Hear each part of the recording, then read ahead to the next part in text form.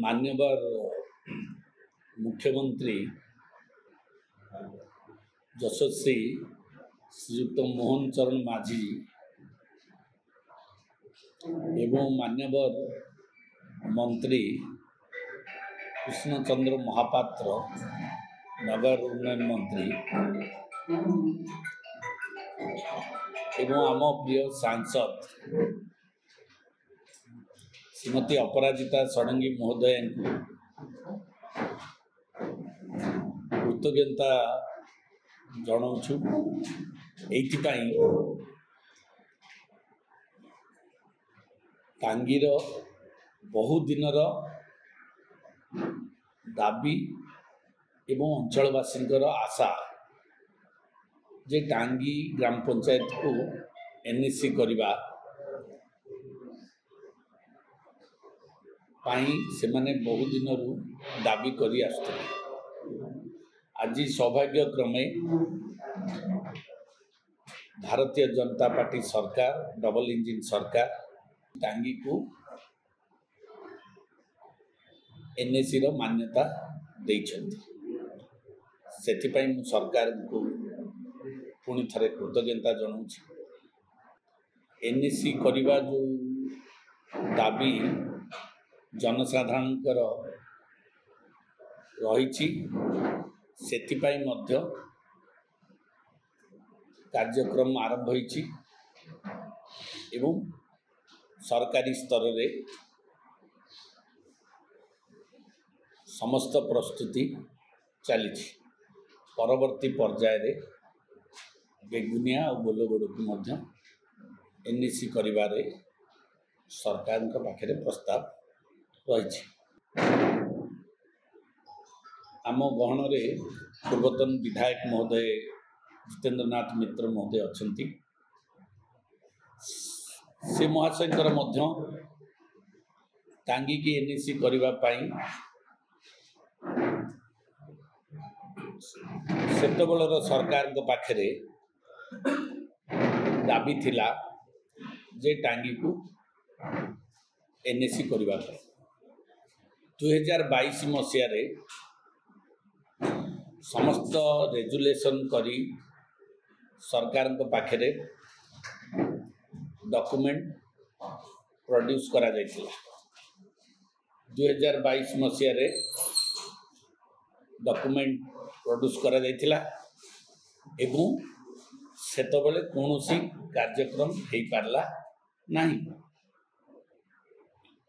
आपण माने जानिथिबे गत किछि दिन तले पूर्वतन विधायक राजेंद्र कुमार साहू एवं वर्तमान विधायक बेगुनिया प्रदीप कुमार साहू महोदय एनएसी घोषणा बाबत किछि मतामत रखी।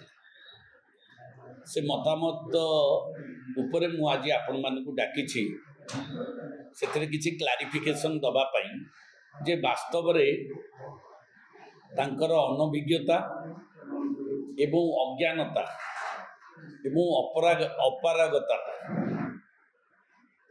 एवं आंतरिकता अभाव जोगु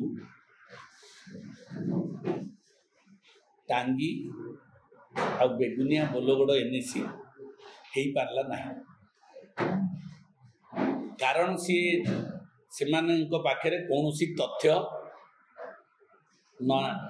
नथिला कि उद्यम नथिला जोथि पई एनएसी हेई पारला नहीं।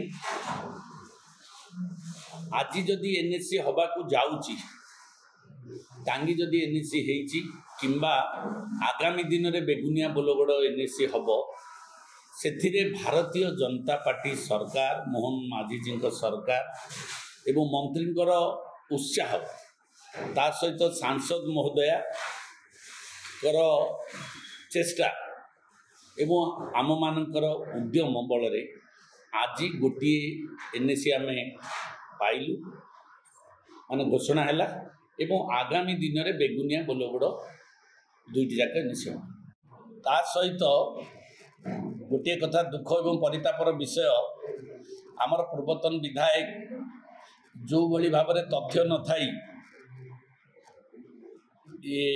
गोटे अपप्रचार करुँच से निंदा करुच्ची एवं आ गोटे नवेदन भी करुच्ची जे तथ्य रखी तथ्य देकिरी लोक जदि कहते भल हुंता किंतु तांको पाखरे तथ्य नाही तांकर आग्रह नथिला एनएससी करिया पई ता सहित तांकर अज्ञानता ही तांकू आज एभली मिथ्या अपप्रचार करिया को सुजोग देछि।